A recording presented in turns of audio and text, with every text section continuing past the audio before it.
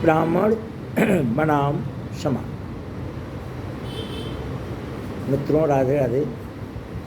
ब्राह्मणों, जय श्री राम।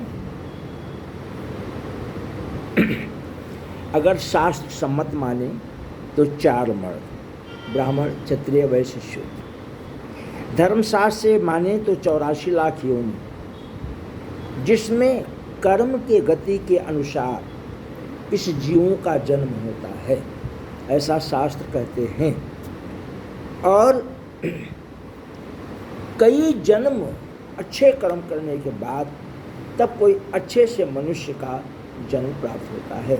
मनुष्य के घर में जन्म ले लें, हाथ ही नहीं हो, नेत्र ही नहीं हो, पागल हो, वगैरह वगैरह। अर्थात ब्राह्मणों, हमें यह समझना है कि धर्म पर भरोसा करते हो, विश्वास करते हो, और यह विश्वास करते हो कि मनुष्य की योनि 84 लाख योनि सब ठाकुर जी की कृपा से प्राप्त होती है, तो ठाकुर जी पर विशेष विश्वास है। अब देखो, धर्मशास्त्र सत्य है। शास्त्र कहता है कि धर्म असत्य नहीं है। किसी के कहने से क्या होता है? प्रकृति, व्यवस्था, धर्मशास्त्र कभी असत्य नहीं हुआ। जिस तरह से सूर्य, चंद्रमा, नवग्रह, पृथ्वी, नदी, समुद्र, तालाब आदि सब सत्य हैं, वैसे ही धर्मशास्त्र भी सत्य है। और इतना सत्य है जिसे आज क्या 5000 साल पहले जरासंध, कंस, दुर्योधन, दुशासन इत्यादि ऐसे बहुत सारे लोग जब कृष्ण स्वयं इस भूलोक पर मौजूद थे।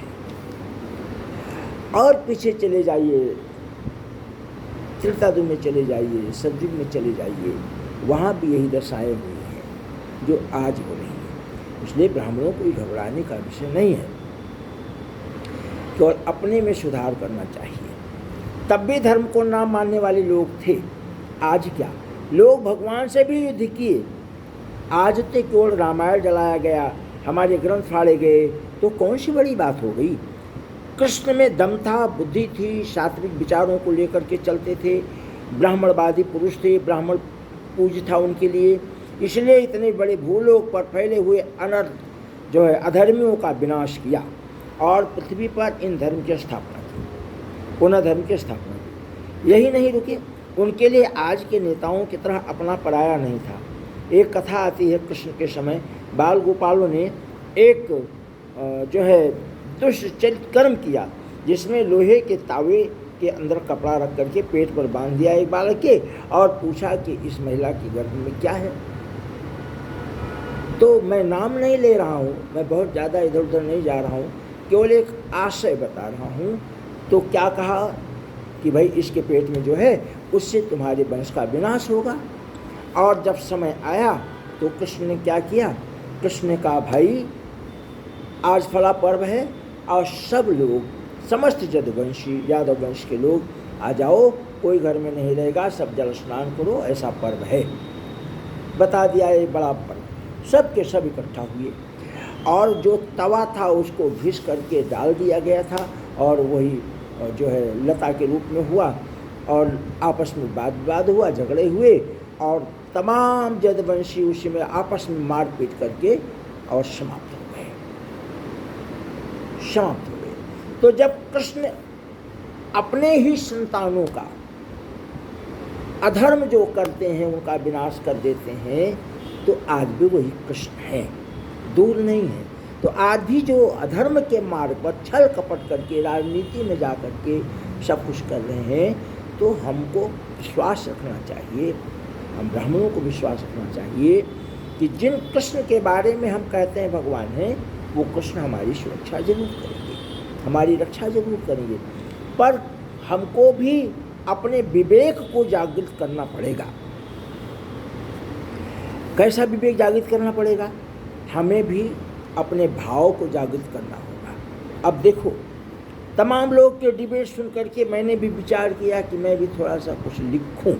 तो बहुत सारे लोग कह रहे हैं कि भाइयों, वाल्मीकि ब्राह्मण नहीं थे, प्रचेता के पुत्र थे, प्रचेता ब्राह्मण थे। भाइयों, वेदव्यास जी ब्राह्मण नहीं है, ठीक है ब्राह्मण नहीं है, खोजो न जाकर के शास्त्रों में, वो भी ब्राह्मण थे। और कृष्ण राजा यदु थे उनके वंशावली में, और राजा यदु के नाम से यदुवंश चला, और राजा यदु क्षत्रिय थे, ना कि ग्वाला थे, ना कि यादव थे।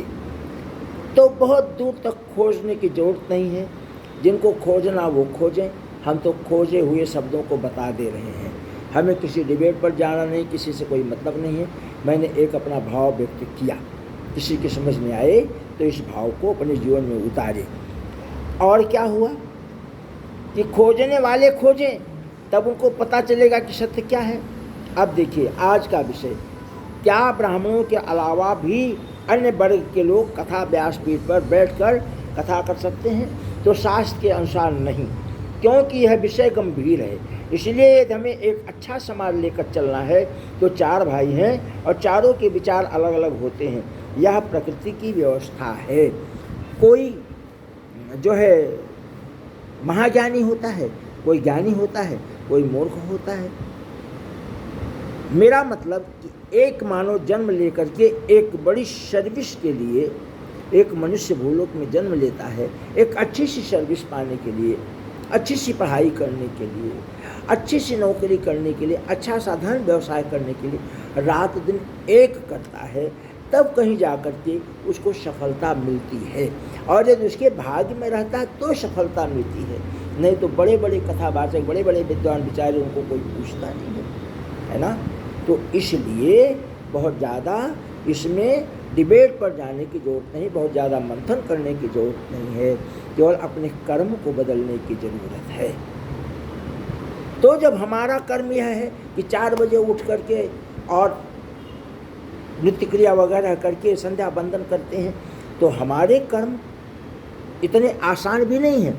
जो लोग खेती करते हैं, जो लोग गाय पालते हैं, जो लोग पशु पालते हैं, जितना परिश्रम वो अपने कर्म में करते हैं उससे कहीं अधिक त्याग और परिश्रम हम ब्राह्मणों को अपने कर्म में समाज के भलाई के लिए, कि आज इनके पिताजी स्वर्गवासी हो गए, उनका पिंडदान कराना है, आज इनके घर बेटा बेटी पैदा हो गया, उनका होम पूजन कराना है, आज इनकी शादी विवाह, उनका होम पूजन कराना है, तो उससे अधिक हम लोग भी कार्य करते हैं। तो ब्राह्मणों, तुम लोग सतर्क हो जाओ। समाज उंगलियों पे नाचेगा, तुम मना करना शुरू कर दो, पर तुम मना नहीं करोगे। तुमको तो एक दिन निमंत्रण आ जाए तो अपनी पत्नी को बोलोगे भैया निमंत्रण आया है, खाना मत बनाना, दिन भर ससुर भूखे ही रह जाओगे, दिन भर भूखे रह जाओगे केवल एक टाइम के न्योता खाने के लिए। अब वहाँ न्योता खाने जाओगे, कैसा सम्मान होगा, वो तो हम लोग न्योता खाने जाते हैं, आप लोग भी ब्राह्मण बन न्योता खाने जाते हो, सबको पता है कि सब ब्राह्मणों को उचित सम्मान नहीं दे पाते। अब ध्यान यह देना है कि ज्ञानी होते हुए व्यासपीठ बड़े बड़े संतों ने धारण नहीं किया। बड़े बड़े संत, अन्य वर्ग के लोग, मलुकदास हैं, रैदास हैं, कबीरदास हैं और रहीम है, एक बड़े बड़े लोगों ने, है ना, व्यासपीठ धारण नहीं किया। क्योंकि व्यासपीठ केवल हमारी नहीं, व्यासपीठ हमारे चारों वर्णों में जो संपूर्ण समाज है सबका एक सम्राट है, चारों वर्णों का सम्राट है, चारों वर्ण व्यासपीठ का सम्मान करते हैं। तो इसलिए व्यासपीठ पर बैठने के लिए बड़े बड़े संत, बड़े बड़े महात्मा स्वयं अपने को कहते हैं ना ना ना ना, मुझे नहीं बैठना है, मैं और वर्ग से हूँ, मैं ब्राह्मण नहीं हूँ, इसलिए मैं नहीं बैठूँगा। यह केवल ब्राह्मण का अधिकार है, ब्राह्मण बैठेगा, और वो ज्ञानी होते हुए, महात्मा होते हुए और व्यासपीठ को धारण नहीं किए। तो इसमें बहुत ज़्यादा सोचने विचारने की जरूरत नहीं है। ज्ञान धर्म का प्रचार खूब किया महात्माओं ने, अन्य बड़े के लोगों ने, पर व्यासपीठ को धारण नहीं किया। आज भी है ना, आज भी वही चल रहा है समाज में। अब आज जो हुआ धर्म विषय ज्ञान त्याग, तो देखो ऐसो आराम सब त्याग करके तथा व्यासपीठ पर बैठते थे। कौन? ब्राह्मण वर्ग। तब समाज उनका खूब आदर करता था। आज हम ब्राह्मण वर्ग, कोई गौ माता है, कोई गौ माता को पालता है, कोई उनको पूजता है, कोई कबीर को पूजता है, कोई गायत्री को पूजता है, कोई आसाराम को और कोई बापू को, इस तरह कोई राम रहीम को वगैरह वगैरह। ऐसा क्यों करते हो ब्राह्मण? तमाम ब्राह्मण, अन्य बिरादरी के बड़े बड़े संत, उनका सम्मान कर सकते हो, लेकिन उनकी फोटो लगा करके घर में आरती पूजा नहीं करते थे। इस तरह से बहुत सारे ब्राह्मण भी आसाराम के समर्थक हैं, उनके घर में आसाराम की फोटो लगी है। कोई गुरु माता है, पता नहीं कहाँ की है, बहुत सारे घरों में हमने देखा उनकी तस्वीर लगी है। उनको राम कृष्ण शिव जी नहीं मिलते, कोई ब्राह्मण गुरु नहीं मिलता, वो ना मालूम कहाँ से ला करके अपने अपने घर में लगाए हैं। ठीक है, समाज की बात है, पर हम ब्राह्मणों की क्यों चर्चा कर रहे हैं कि हम ब्राह्मण किसी अन्यंत्र की पूजा करने क्यों जाएं? हमें तो सिर्फ शिव की पूजा करनी चाहिए, नवग्रह सूर्य देवता की पूजा करनी चाहिए, राम और कृष्ण को राम कृष्ण नहीं मानकर पूजा करनी चाहिए, परमात्मा मानकर पूजा करनी चाहिए। तो जो परमात्मा है वो है विष्णु, और विष्णु अजन्मा है। इसलिए हम सबको विचार करना चाहिए। दूसरी बात कि ब्राह्मण आज स्वयं अपने ब्रह्म तत्व को छोड़ करके मीट मच्छी व्यभिचार राज सुख प्राप्त करने के लिए, तो भैया जब ये सब चाहोगे तो उस ब्रह्म की अर्चना, ध्यान, पूजा, वंदन करने का अवसर कहाँ मिलेगा? क्योंकि ये भौतिक वस्तु नाशवान है। जो आज जैसे तैसे करके आपने बना लिया तो फिर चाहिए, क्योंकि वो नाशवान है। तो ब्राह्मण क्या करना चाहिए आपको? कर्दम ऋषि से ज्ञान लेना चाहिए।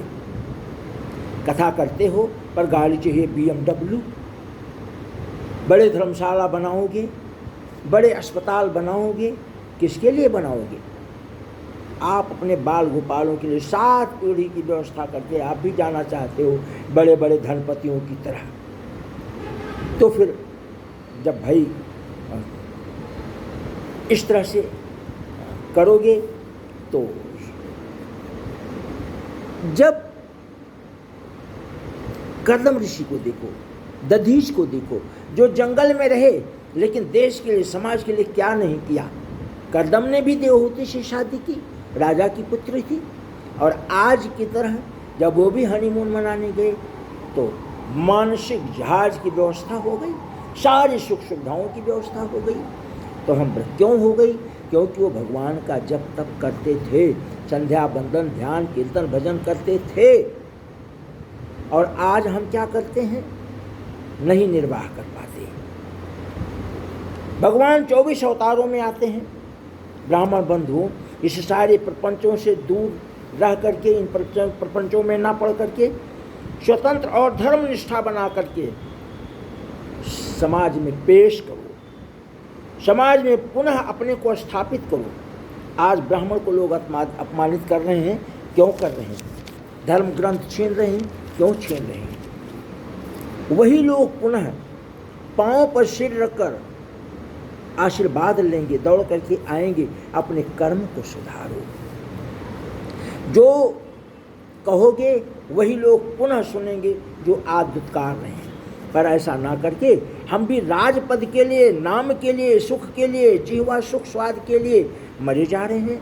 तो ऊपर के मन से कह रहे हैं हम तो बड़े त्यागी हैं, बड़े ज्ञानी हैं, और मंच पर आसीन होने लायक सब कुछ, पर शराब नहीं छूटे, बीड़ी नहीं छूटे, सिगरेट नहीं छूटे, गुटखा नहीं छूटे, तमाम अश्लील हरकतें नहीं छूटे, गद्दे गलीचे पर आलिशान महल, आलिशान आश्रम, BMW गाड़ी, स्कूटर गाड़ी जैसे गाड़ियों का सुख, व्रत नहीं, त्रिकाल संध्या नहीं, तो फिर किस बात के ब्राह्मण?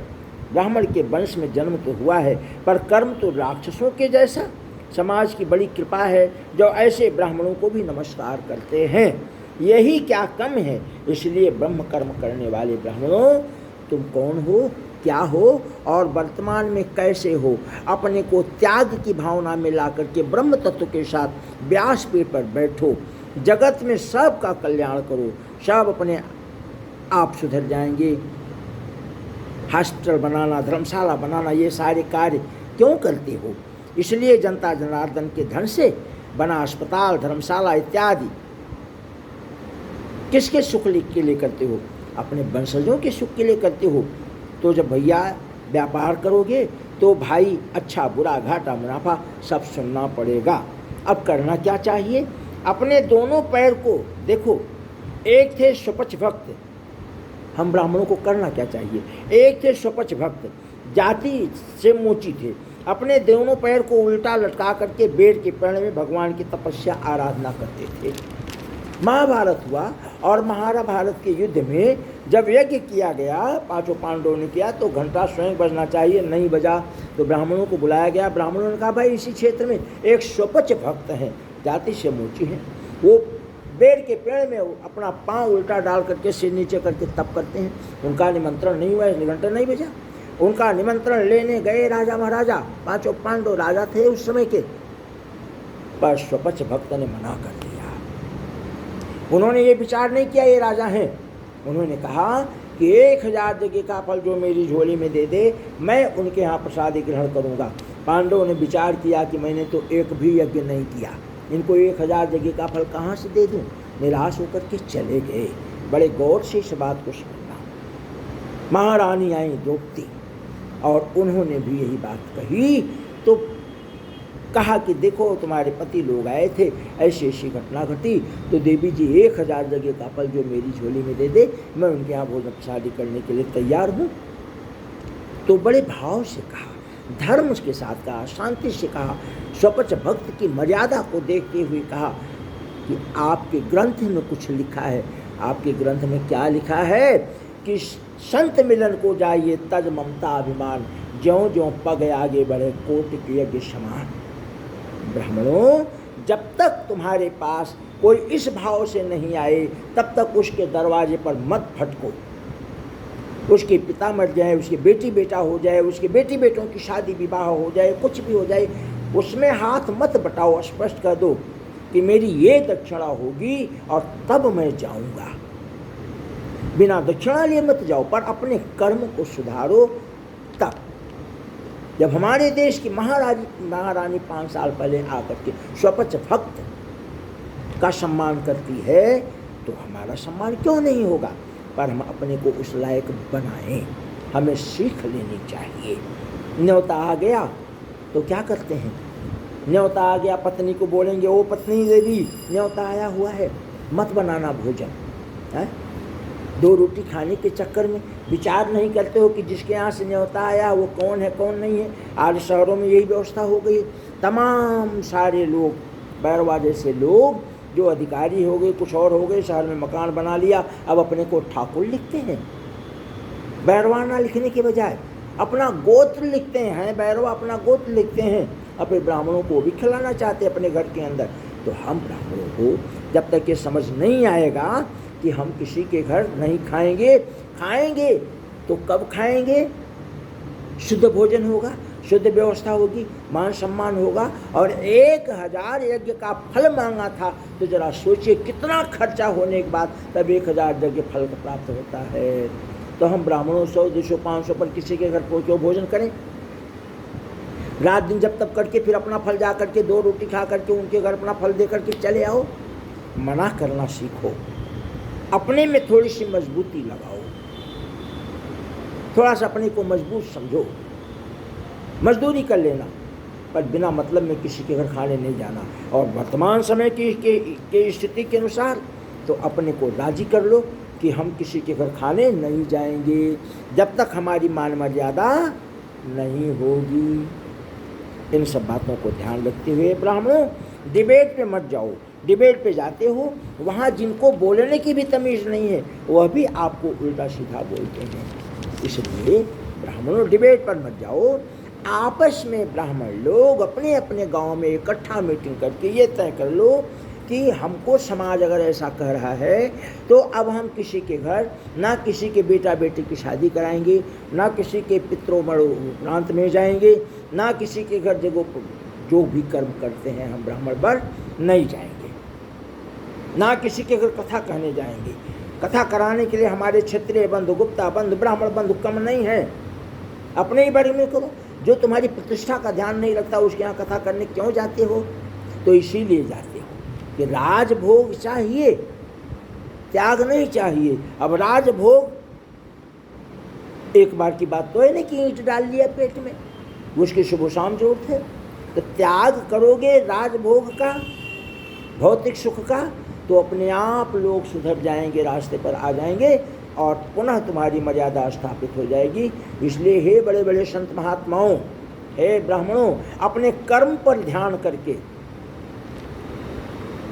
डिबेट पर हमने सुना कि तमाम लोग कहते हैं, वो कोई बहुत बड़े ज्योतिष वाले हैं, मैं नाम नहीं लूँगा, बहुत बड़े ज्योतिष वाले हैं, वो कहते हैं कि तमाम लोग जो है बलिदान करते हैं। तो भाई बात भी ठीक है, हम बलिदान में क्यों शामिल, किसी जीव की हत्या में हम क्यों शामिल हों? हम ब्राह्मण हैं, हमें उसे समझना होगा। हम किसी की जीव हत्या क्यों करें? हम बीड़ी सिगरेट समाज दुर्व्यसन क्यों करें? जब हम यही सब करेंगे और समाज ने हमको ज्ञान बांटने के लिए नियुक्त किया है और हम खुद उसको धारण करके बैठे हैं, तो फिर समाज तो दुत्कारेगा। इसलिए ब्राह्मणों, आज भी समय है, समझदार हो जाओ, घबराने की बात नहीं है। प्रहलाद का पिता जो था हिरण्यकश्यप, वो अपने को भगवान कहता था। तो आज जिनके घर में 2 रोटी खाने को हो गई है, वो अपने को भगवान समझते हैं।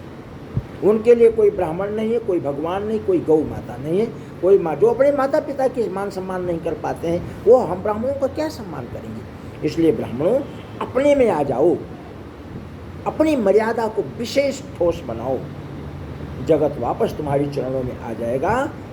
और अगर ऐसे नहीं करोगे तो अस्पताल बनाओगे और धर्मशाला बनाओगे, BMW में और स्कोडा में चलने की सोचोगे, और तो समाज का ही पैसा होगा कि खेती करके ला रहे हो अपने घर से, कि बैंक बैलेंस आपके पिताजी कर गए करोड़ों रुपए जिसमें से खर्च करके कर रहे हो।